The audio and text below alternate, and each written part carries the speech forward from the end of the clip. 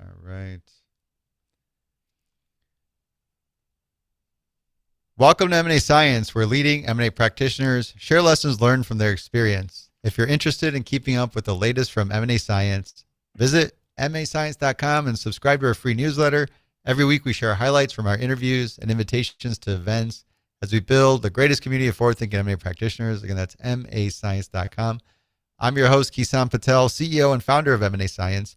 Joining me today is Larry Forman, Senior Manager and Head of Ecosystem for Deloitte's New Venture Accelerator.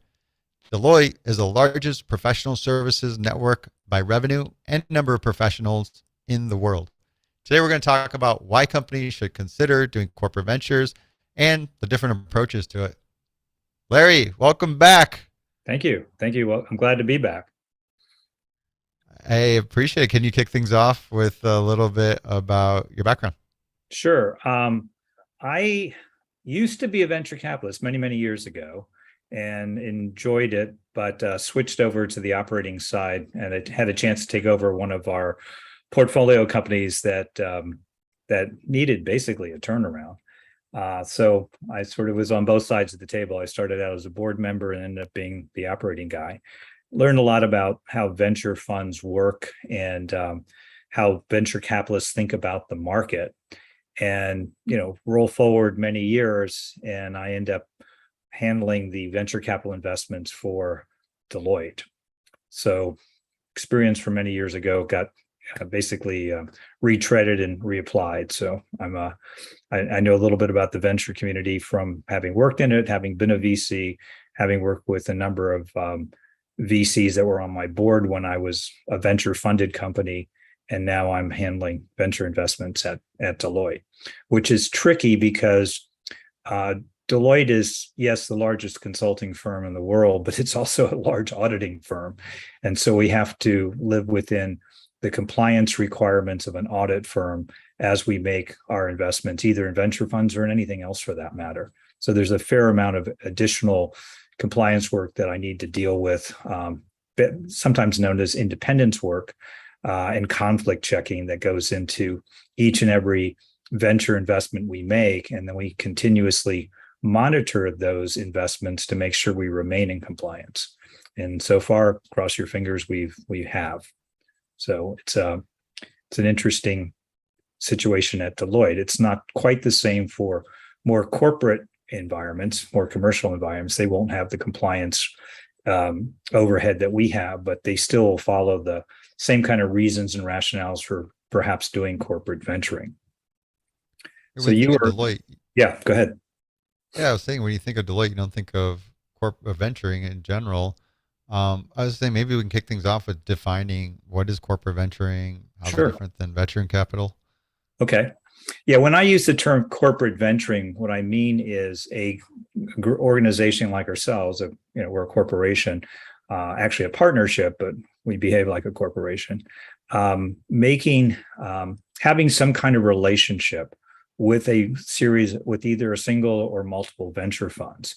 And when I say some kind of relationship, there's different ways to do it. You could simply have an arm's length agreement, or even just a handshake agreement with a venture fund saying, look, we have a way to help monetize some of the companies you've invested in, and we should work together to better understand the opportunities within what's called your portfolio, the companies you've invested in.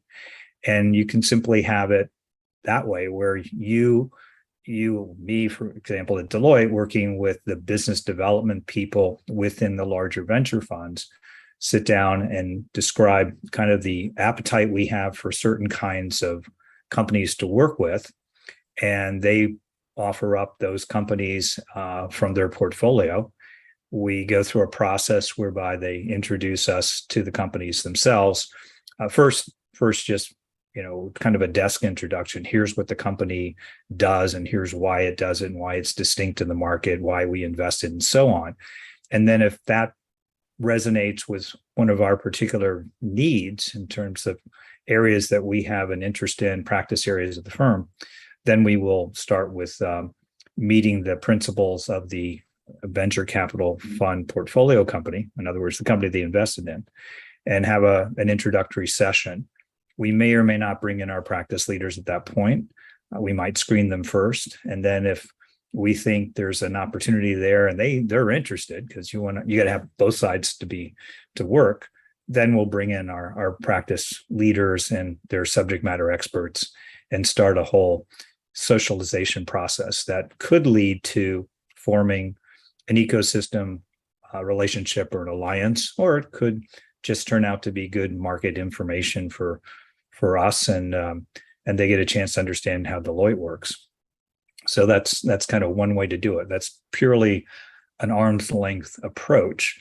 A more, you could have some money changing hands in the form of a sponsorship, where you could be a corporate sponsor of a venture fund. You're not an equity investor, but you've made a financial commitment to sponsor the fund or to work with the fund, and you've put aside monies to develop the relationship. You'd still go through the same socialization process as you look into their portfolio of companies, but in this case, if you're putting up sponsorship money, generally they're dedicating resources to you so that you get more attention than you might if you just simply had an arm's length arm's length understanding or agreement. Another way to do it is to actually make an investment in a venture fund. And at Deloitte, we've done all three of those modes. We've done investments in select venture funds, and I'll explain why in a minute. We've done sponsorships, and we also have just some good arm's length working relationships where there's mutuality of interest between us and the venture funds. So those are the ways we do it. Another alternative would be to actually set up a venture capital fund within the firm. We've chosen not to do that. Some of our competitors do that, so they want to play venture capitalists. I would argue that if you're going to be you're going to have a venture capital fund, you're going to have to manage it just like the venture capitalists manage their own separate funds, which means staffing it with professionals that know how to do venture capital investing, work with portfolio companies, work with investors, find investors. First of all, you got to raise money in order to do this, and then find the right companies to invest in, and then help grow and scale those companies. That's a special skill set. That's not a skill set that's common at a large consulting or accounting firm. And we've chosen not to develop our own dedicated fund. So those are kind of the different modes that you generally see.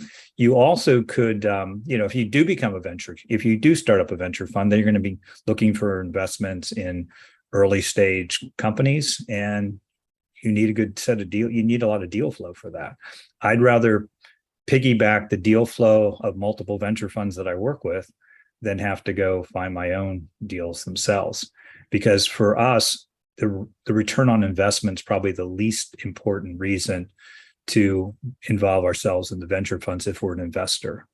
Whereas if you're a venture capitalist, that's pretty important to you and your co-investors. So, but I can tell you why we do corporate venturing if you'd like me to, explicate that. Yeah. So I want to clarify real quick. We have Sure. essentially investing into venture funds, Mm-hmm. sponsorships, which are Mm-hmm. investing directly into the company, partnerships. You also fit into this model, and then create an actual structured fund and be a VC. Yeah, and there's probably some other creative, variations on the theme, but those are the major ones. And I wanted to clarify capital allocation. Sure. Thinking through that, so most of the time, corporations wouldn't necessarily, if they create a structured fund, they're creating a structured fund. Otherwise, all these investments are essentially off the balance sheet. Right. Okay. Yeah, we're basically using our balance sheet to make investments, but there's not a dedicated pool of money that says this is only earmarked for venture fund investing. We have enough cash flow that we can afford to do it more on an ad hoc basis as we see particular funds that we think we should invest in. We are very selective because if you think about why would a corporation or an organization like Deloitte invest, it's really because of the strategic alignment with the venture fund. In other words, if we have certain areas of our organization that we deem high growth and high investment areas, and there's a venture fund that's focused in those same areas, those same market segments, then we have an alignment. And it makes sense for us to consider a relationship with the fund, not necessarily an investment in all cases, but in some cases we do that. So for example, we have a very large cybersecurity practice, and we have made an investment, a series of investments actually, in a cybersecurity fund. That's pretty much their focus. It aligns with our focus, and it gives us a number of advantages. And I can kind of walk you through, why do we do venture investing besides, the fact that we want to know more about certain growth areas. But let's break down the why and then get Okay. into the advantages. So Okay. why should companies consider getting into the venture game? Yeah, I'll tell you why we do it. One is market sensing. And what I mean by that is just going out and looking at the market through the eyes of the venture capitalists, because they're seeing things earlier on, maybe more advanced technology than we might see in the normal commercial market, particularly in the public markets. So they're generally looking at early stage, disruptive or novel technologies, in some cases, even before the products themselves have even been built. And that's not the kind of things we would normally see in the market. So they've got a way of sensing the market that's basically augments our sensing, because we have a whole team of people that do market sensing in our U.S. innovation practice, but they're not going to see everything. And by aligning with some of the venture funds, we'll see some things we wouldn't see otherwise. Another reason we might do investing in venture funds or align ourselves with venture funds is because it gives us an opportunity to, build some eminence, perhaps do some joint research with the venture capital funds, affiliate ourselves with some of the cool kids, some of the new and advanced technologies, and get a chance to be kind of associated with them. So there's some brand and eminence building there. There's also, and this is probably a major reason we do it, is the opportunity to build relationships with the portfolio companies, the companies in which the venture funds have invested, to the extent that those companies offer up technologies that we think can help us build offerings or build solutions that solve big problems for our clients in a novel or disruptive way. So it's a way for us to bring a new and different approach to some of the problem solving that we get asked to do every day. Another value to us of doing corporate venturing is some of those portfolio companies' potential M&A targets. So something near and dear to your activity set, Kison. So we're looking at these companies to build a relationship, but at the same time, we're also considering them for potential acquisition if it fits our M&A criteria, our M&A strategy. And then finally, kind of the least important thing to us, because the other reasons are higher on the list of priorities, is the potential ROI. So we're not looking at venture funds and saying the most important thing is the potential ROI. It's like, we don't want to lose money, but at the same time, ROI is less important than the other strategic things that I mentioned earlier. So that's kind of our thinking on corporate venturing.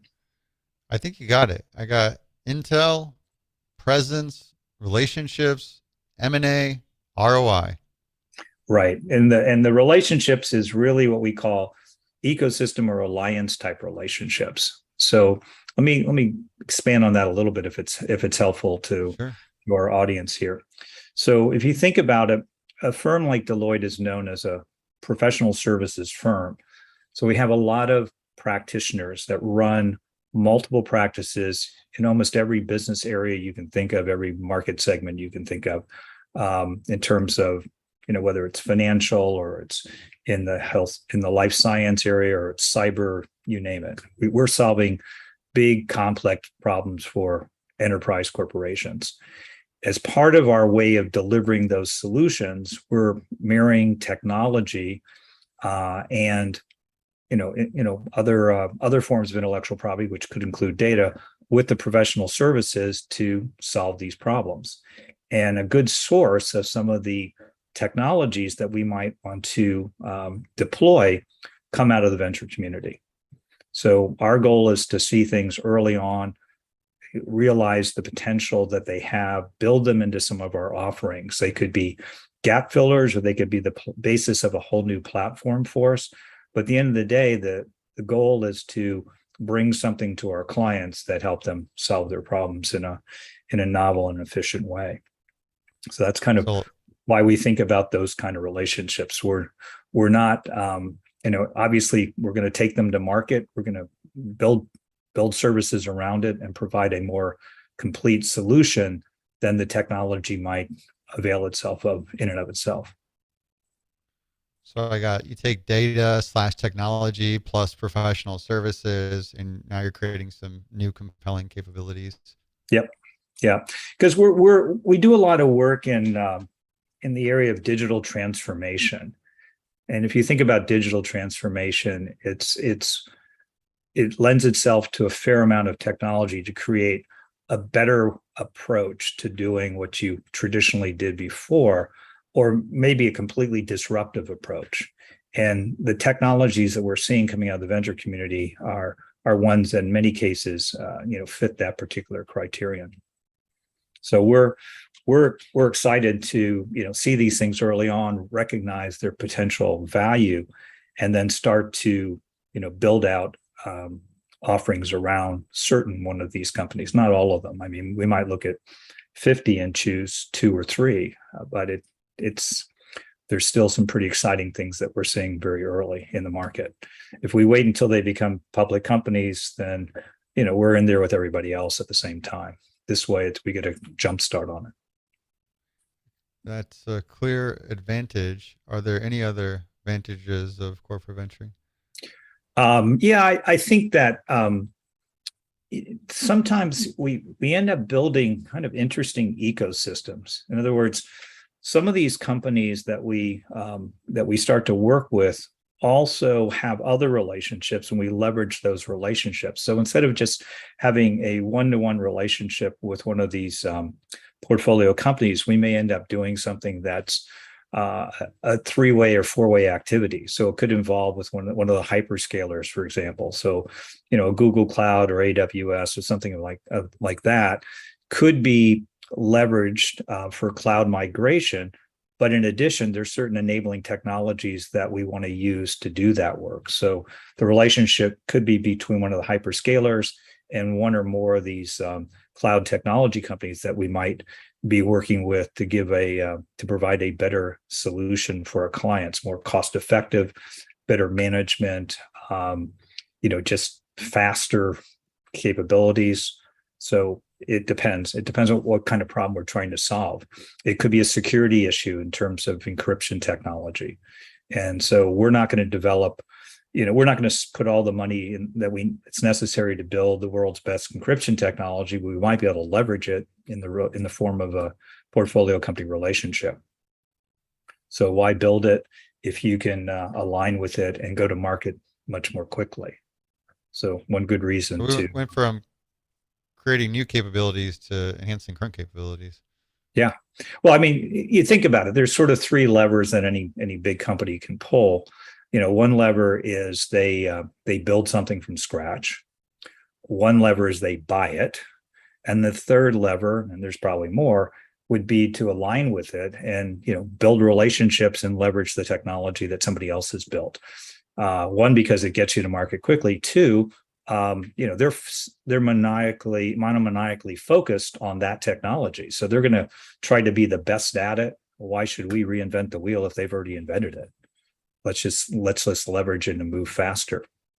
So we try to avoid a not invented here mentality. Some things we have to build ourselves. Some things are better through acquisition, but in many cases, aligning with these kinds of companies is the smartest, fastest way to go. Don't you find those hard to do? Well, you've got to have a meeting in the month. I don't know if it's just me, man. I'm terrible at doing partnerships. I haven't had the great success, and I think there's also like a maturity if an organization actually has a mature model for doing it. I don't know. That's a good point. You hit a keyword, maturity. One of the things when we talk to our venture capital compatriots about is making sure that the portfolio companies we're working with are mature enough, not just in terms of their product, but in terms of their organization, to be able to work with an organization as large and complex as Deloitte, because it's not as facile as some people would like to think. Sometimes people think of Deloitte as just a large channel, and in some cases we obviously bring a lot of things to the market, but we're not designed to just find early stage technology companies and resell their stuff. That's not our business. Our business is to solve complex problems for our clients, and if their technology happens to be applicable, then they get brought into the equation. But yeah, if you're dealing with a Deloitte or another Big Four, or any of the big consulting firms for that matter, there's probably a fair number of people that are going to have to weigh in on the technology before it gets any kind of adoption. So it's a somewhat painful process to the smaller companies, because they're going to have to meet a lot of people and give a lot of presentations and answer a lot of technical questions. And we're going to take a conservative approach in the sense that we're going to walk before we run. So we're going to look at the technology, we're going to evaluate it, compare with other technology that we're familiar with. We're going to probably do something more as a demo, for our clients. If we get them excited enough, we may do a proof of concept or a proof of value. And in the process of showing that there's real value here, get the client comfortable with the technology. And then we'll start to, really take it to market. So it takes a few good, successful proofs of concept before the partners will get really excited about doing something. They want to have it succeed somewhere with a real client or two or three before they start talking to their clients about it. So it's not a quick process, unfortunately. And the companies that we're working with need to be able to handle that and take the time and be patient when we do that. In terms of the characteristics of maturity, I like that you referenced that they have some examples of some similar relationships that have worked well.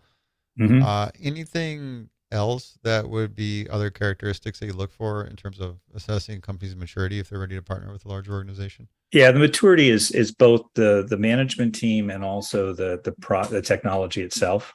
So we're not in a position to take something that's version 1.0 to market.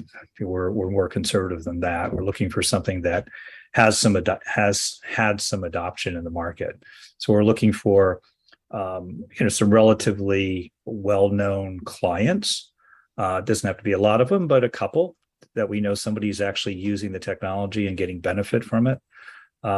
We want to make sure that their responsiveness is up to the level that we require, because our clients are pretty, as you can expect, being big enterprises, expect very quick responses when there's an issue. And we want to make sure that the portfolio company that we're partnering with is able to respond as quickly as we need them to respond in order to satisfy our client needs. So there's maturity in a number of different ways that we look at. It's not just the technology works and it's been in the market X number of months, or has X number of clients. It's the whole company. We want to make sure that when we bring them to our clients, that our clients are going to be pleased, and it's not going to be embarrassing to us, and it's not going to be frustrating to our clients. That's a fair point there. Yeah. Can't have anybody catch you off guard or embarrass you. That's not good. We try to avoid that. We try to do our homework. We test it out. You have any big flops like that did turn you a little red or green? Not on my watch. I mean, maybe I'm just lucky, but we tend to be pretty careful about the technology that we're working with. And sometimes we could have a misunderstanding about how to go to market and what role their technology plays, but it's unusual for us to run into something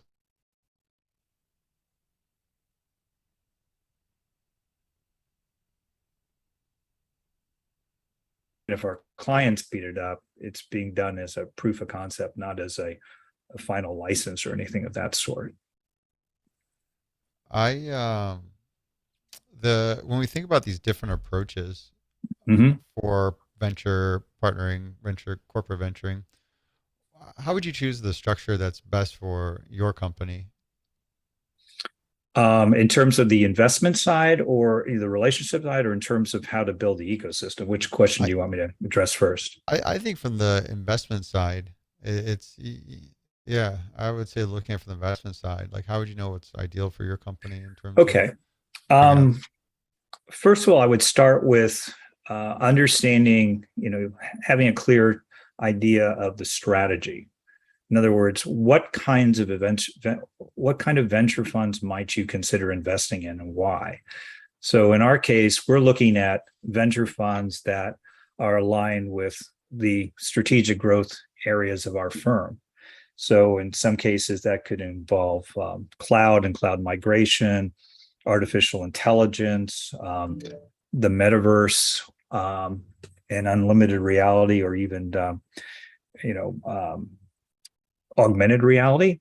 It could involve cyber. It could involve ESG, blockchain, and digital assets. So it all depends upon what the thrust is of the firm, because we're generally looking at venture funds more in our newer areas than in our traditional areas. In our traditional areas, we're always looking for something new and different to augment it. But in the growth areas where the market's much newer, the venture community seems to be a good place to start. So that's kind of, we focus on those particular, broad brush areas. And then we look at the best of breed, who are the best funds in those particular segments that we could potentially partner with or invest in. And that requires a fair amount of, research to validate that. But there's some good sources for that kind of information. And then we'll decide which ones we want to invest in. And do we have a meeting of the mind? Do they want to work with us as much as we want to work with them? And if they do, then we figure out a way to do it. Some of the more established funds, as I mentioned before, have their own business development team. And those are the people that we will generally work with, because it's their mission to help their portfolio companies gain traction in the market. And so they represent those companies and help us work with them, because sometimes there's a bit of lost in translation between what Deloitte is saying and what they want to do and what the entrepreneur wants to do. And it's helpful to have the venture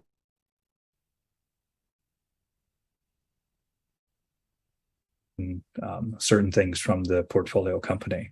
Oh, So it paused for a second. You said it was helpful to have the venture, then it skipped a few beats. yeah, it's helpful to have the venture capital fund involved in kind of brokering the relationship and supporting the relationship, because sometimes we'll ask for things that the portfolio company just doesn't understand, and then the venture capital fund will say, now you have to understand how this really works for enterprise type clients and why Deloitte's asking for what they're asking. Because it could be something as simple as, what's the ownership of the company? Because that matters with respect to our conflict checking. And they may not want to provide that kind of information, or we may have to ask questions that require a fair amount of technical due diligence, and they may be sensitive about disclosing that, because their fear is that anybody who sees their technology might try to, somehow, steal it. That's not anything we would consider doing, but that doesn't mean that the portfolio company isn't concerned about those kinds of things. So we, sometimes the venture fund acts as a bit of a translator, and also helps rationalize some of the things that need to be done for us to build that relationship with the portfolio company. Sometimes Just to we need clarify, just to get them to the table. Sometimes they don't even want to talk to us because they don't see any reason that Deloitte would be beneficial to them. And I could tick off 6 or 7 reasons quickly why we could be beneficial to them. But if all they think of us as an auditing firm, they're not going to get it unless they think we're just trying to get their audit business, which we might, but that's counterproductive for the business relationships that my team's trying to do. So we're either going to audit them, or we're going to try to build a business relationship, but we can't do both. We got to keep those two things separate. with the venture funds, is the capital being deployed to the venture fund or through the venture Yeah, fund into the company? we're our technically we are passive investors in the venture fund that we invest in. So the general partners, the people that manage the fund, sometimes they're called managing directors, are the ones that are running the fund, and they have an investment committee and they're making the investment decisions. We're not. They could come to us and ask our opinion on a company if they want to, and sometimes they do, or they might ask our opinion on the dynamics of the marketplace, because we have lots of practitioners in the market every day, and we'll compare notes, and sometimes that informs an investment decision, but we do not make investment decisions for the fund. They make their own. So and a lot of times they're making those decisions, and we're not hearing about what companies they invest in until after they've made the investment. Sometimes we get a chance to see it before they do it, but we are passive investors in the fund. So But then you're just still another leveraging limited that partner. relationship. Mhm. You're still leveraging that relationship to get some access into those companies.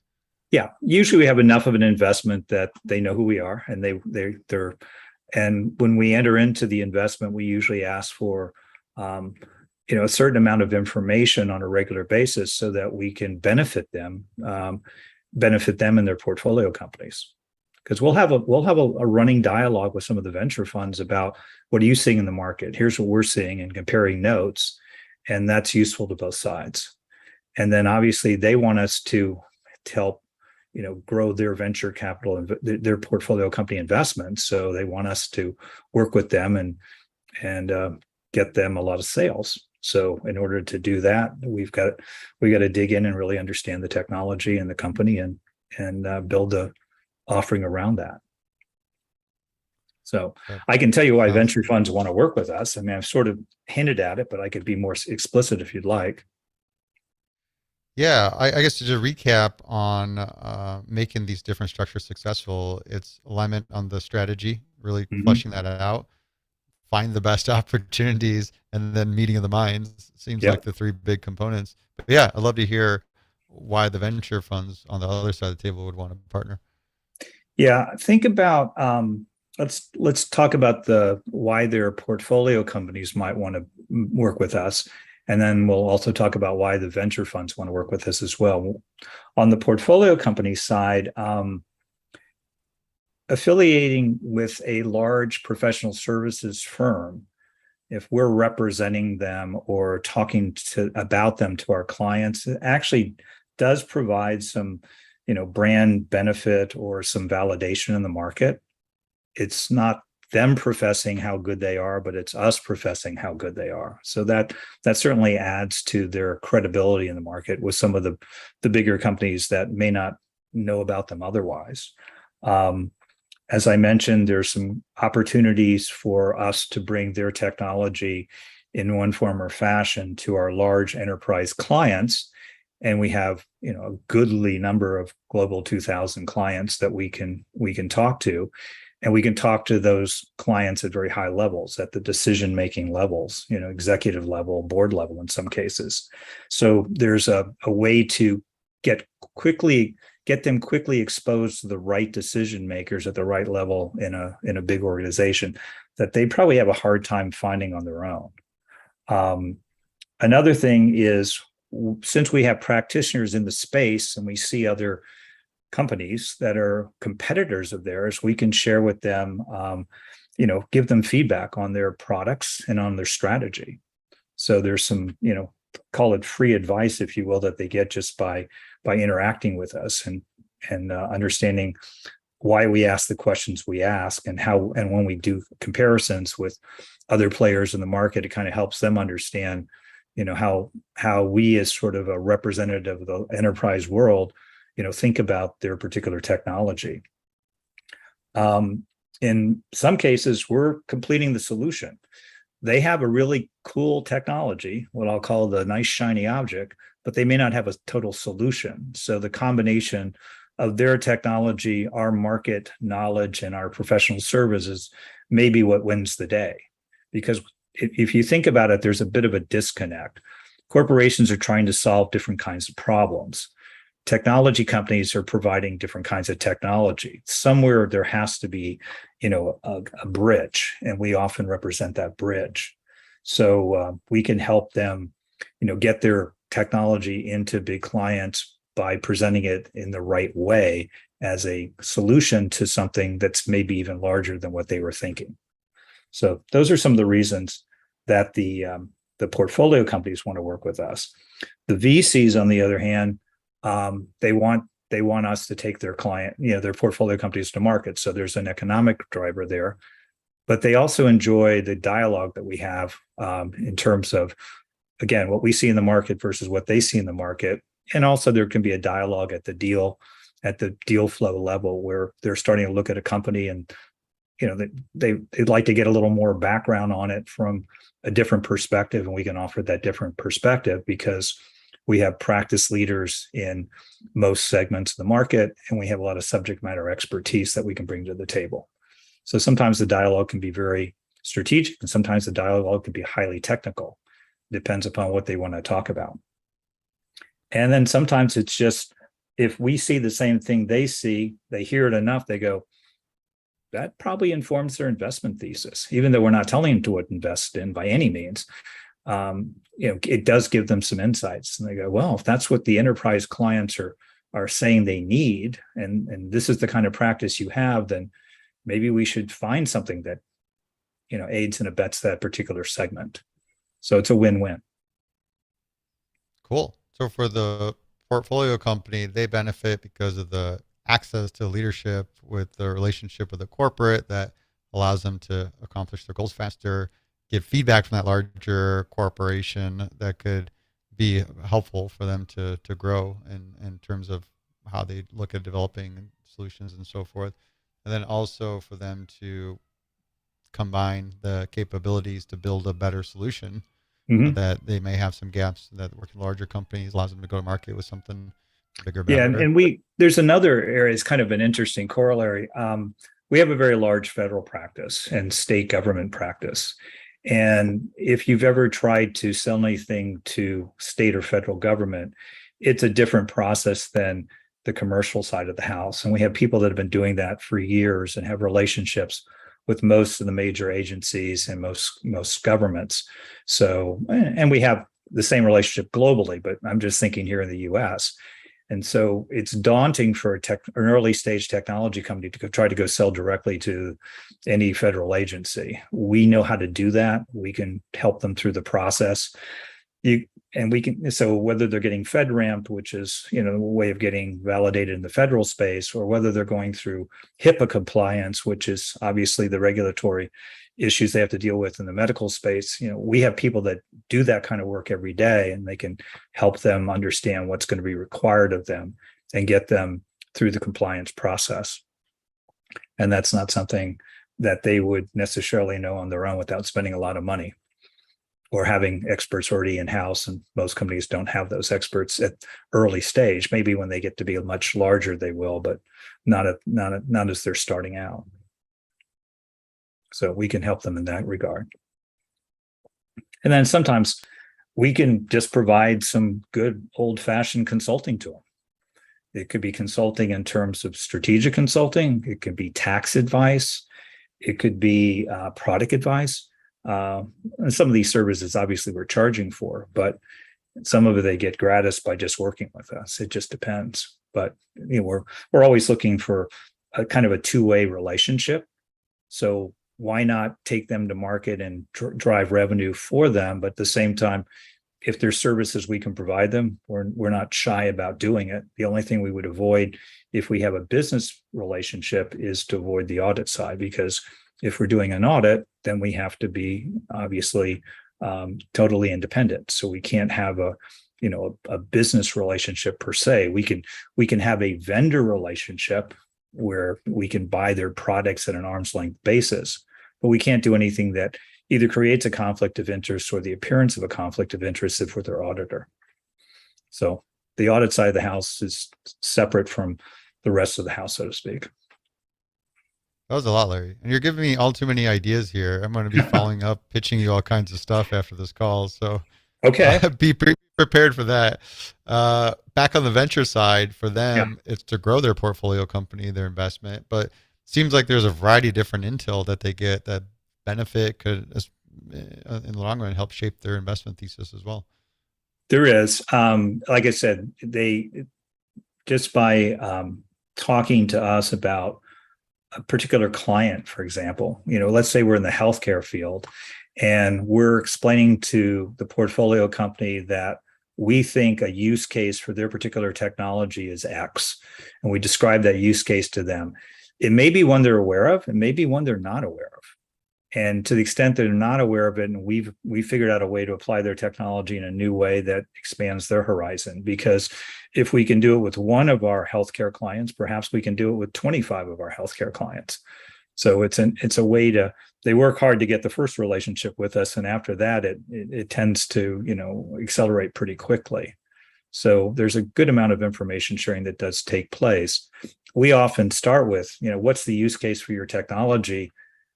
The sophisticated companies know how to answer that question. The lesser, more naive companies, they're struggling with that. It's like, well, this is really cool technology. You go, yeah, but how should we be applying this for the benefit of our clients? Now, generally we know the answer to that question, but in some cases, we don't know all the ways it could be applied. And that's part of the discovery process of working together. And we'll go to them and say, we're trying to solve this problem. We think what you have is applicable. How would you approach it?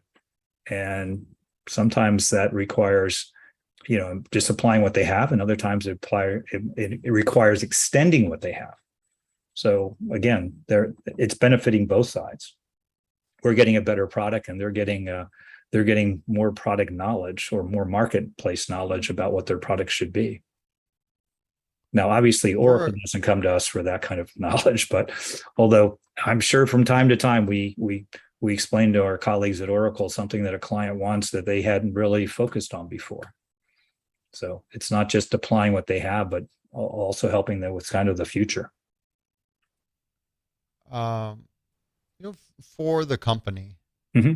What's the difference between getting capital from a structured venture capital fund and getting venture capital from a corporation off their balance sheet?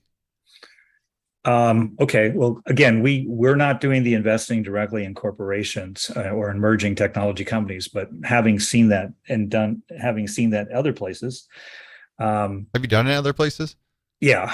Okay. That you're qualified to answer this question. Okay. All right. Well, I was trying to be less qualified, but I'll answer it. So you think about venture funds are really good at a lot of things, one of which is they understand the technology generally better than you would think. And they have great connections in their marketplaces. So if you're taking money from a venture fund, you might think it's expensive money. And I'm not trying to be a commercial for venture capitalism, but I'll tell you where I think they really earn their keep. So if they put money in, they're also going to generally provide a fair amount of guidance. Strategic guidance, board level guidance. They might help you with, filling out your management suite. In other words, you might have a great engineering team, but you may not have the right CFO or CEO or chief marketing officer. So they're very well connected in knowing people that can come into an early stage company and help scale that company. So that's a great investment. That's a good reason for taking their money. Because it's not cheap money. On the other hand, they also have syndicates where, if there's a second or third or fourth round needed, they already have co-investors, other venture funds that they work with on a regular basis. So they're not only good for the initial round, but they're good for multiple follow-on rounds, especially if the company's doing reasonably well, it's following its plan. Now, if you think about a corporation making an investment in an early stage company, they're what we call strategic investors. They're generally putting money in because not just for the return, but they think they can utilize the technology. So I've seen some very large industrial companies make investments in some early stage technology companies because they know that they can be a very large client for that particular company. So they're putting money in, they're knowing that the company is going to be successful. And then if they use them, some of their peers will use them as well. So they represent an endorsement for a particular kind of technology in their market space. And so now they're kind of getting a return on their investment from the investment itself, but they're also getting the value of working with that kind of technology and doing it early on. So strategic investors generally are less price sensitive than the VCs. The VCs will push for a better price. The strategic investors have other reasons to be investing besides just ROI. As a founder, the big element I consider is around the exit considerations. That I feel if I take capital from a structured venture fund, I'd have to fit into their timeline of their fund obligations. Whereas a corporation that invests off their balance sheet gives me a little more flexibility, that there may not be as defined of an exit strategy. I mean, is that fair? There's some truth to that. Yeah, the timelines for most of the venture funds, they're, and this is a gross generalization, so take it with a grain of salt, but most venture funds are usually investing in the first 5 to 6 years of their life, and trying to liquidate by the time they get to year 10. And then when I say liquidate, that's liquidate everything in their portfolio. So yeah, there's kind of a 10-year horizon typically in the venture community. Strategic investors may not have any particular time clock, although tying up money for a long time generally gets the attention of the CFO and the board. So they're not, it's not money for life, but at the same time, they may get more value out of having getting used to the technology than just getting a return on the investment itself. So yeah, would I be limit as the founder company? Would I be, or founder of a company, would I be limiting my exit options down the road, taking the money from the corporation? Because for them, probably an incentive is not only access to the technology, but be in first position to acquire the company when the time's right. It can be if the corporate investor says, I want certain exclusivity. And if you grant them the exclusivity, then you may have limited options than you would have if you just have a venture fund investing the money. So it depends upon what the terms are for the money itself. But a lot of times, you can structure the investment in a way that no one investor controls everything, and therefore there's not a disadvantage of taking money from the corporate side. But be careful when you take their money. If you take certain exclusivities, you may be limiting who your potential buyers are. Probably won't limit you at all for a public offering, but as you probably well know, most early stage companies, as they grow and get liquidated, they're generally more sold than they are going public, or else our public markets would be flooded with lots and lots of companies. So you might limit your degrees of freedom, if you will, if you take corporate funding with strings attached. But if you take corporate funding without strings attached, it's probably better money in some ways than taking it from the VCs as you go into later rounds. There's the B, C, D rounds, the growth rounds, because at that point you really need the money. You probably don't need the venture capital expertise as much as you get more mature. And you might actually benefit from board members from corporations on your board rather than just VCs on your board. Because they're dealing with the real world every day. You're dealing with larger sums of capital in those latter rounds. Yeah. That would hopefully also. Yeah. Hopefully you are. Yeah. Otherwise things aren't going interesting. Well. Interesting. Yeah. There's a lot of stuff I could ask you. I'm like their whole strategy piece and things like that, but I know we got our time here.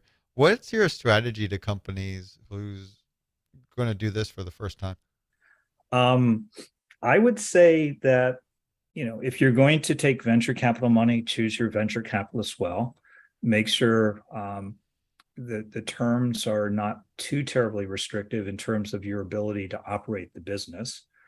I would say if you can get it from well-established venture funds, that's probably the best way to go, because they have the ones that have a track record for a reason, because They know what they're doing. They have the right talent working for them. And they also have a reputation where they attract interesting opportunities. And then the corporations pay attention to some of the bigger, more developed funds, more established funds. I mean, we work with a couple of industrial, corporations that have venture funds, and they've been doing this for 20, 30 years. I mean, they know their stuff. And they're not just investing strictly for companies that benefit them. They're also looking at it from an ROI point of view too. So they can be a bit of a hybrid. Some dedicated venture funds are really only looking for companies that they can utilize the technology. Others take more of a general, just like any other venture fund, they're looking to make a good ROI. At the same time, if it happens to benefit the mothership, why not? That's checking two boxes instead of just one. So it depends upon why they invest.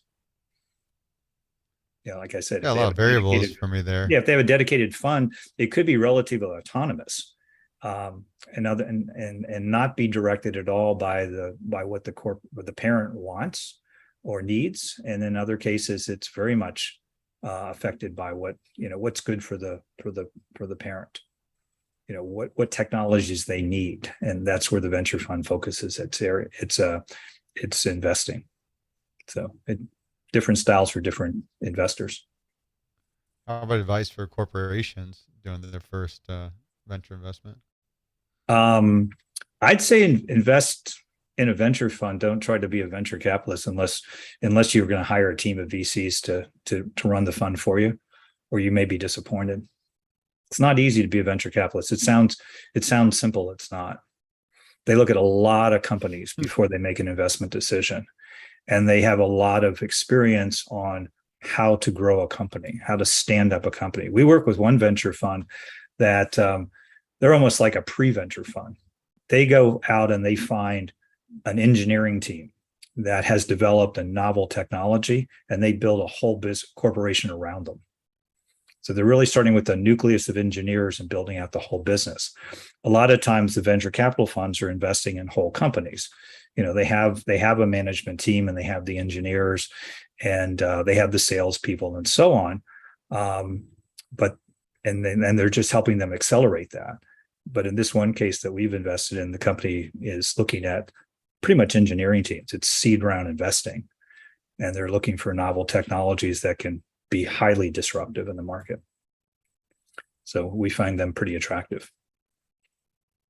It's a pretty hard disclaimer there. Don't be a venture capital, but it's good. It's good. It makes a lot more sense. It's a good way to get. Well, I wouldn't open a restaurant if I didn't know something about cooking. I think that would be a mistake, but you could get away with it if you had a really good chef and really good front staff and so on. Then you're just the financier. So it depends upon how you operate. Some people want to really understand what they're doing and do it, be hands-on, and others can hire the best talent. So, but I would say that you get a good venture fund, they know what they're doing. I heard you could hire Deloitte to come build a venture arm for you. I'm sure we could provide some good advice in that area if we were asked. We certainly provide a lot of advice in the M&A space, so why not? And we work with a lot of technology companies, and some of them do very well with us. They do very well. They get they win some big deals with our help. I mean, we both win in that case. So it's a good relationship. Seem fitting, thinking of the talk around capabilities. Larry, what's the craziest thing you've seen in M&A? In M&A? I've seen people evaporate a lot of money by making a wrong investment decision. In other words, their investment thesis was good, but what they bought didn't really fit it, and they didn't do enough due diligence to really understand what they were buying. And as a result, there was a big disappointment at the end of the day, and a lot of value destruction that took place. So you can't give me an anonymous example without dropping. I've seen it happen in the technology world, where a very large technology company buys a smaller technology company thinking that they had some really unique technology that they didn't have. It was like overrepresented, and they didn't do enough work to figure out that it had a lot, it needed a lot. It was maybe a great idea, but it wasn't completely developed. And I'm not talking fraud. I'm just talking, it just wasn't finished. It wasn't baked. And they thought it was because the people that were selling it could sell exactly where they were going. They just didn't let you know exactly where they were at the time. So you thought it was ready for prime time, and unfortunately it wasn't. And a lot of disappointment there. And sometimes you just get unlucky. The market changes and you just happen to hit it at a pivot point, and what you just bought turns out to be not the state of the art anymore. So you're playing catch up. So, and sometimes you're buying stuff that's old in the tooth, and no one asks the question, excuse me, well, where is this on the product development life cycle? Is this a relatively new and recently invested technology, or has this been around a while? And does it require a significant amount of additional investment to get it to, state of the art, or at least highly competitive?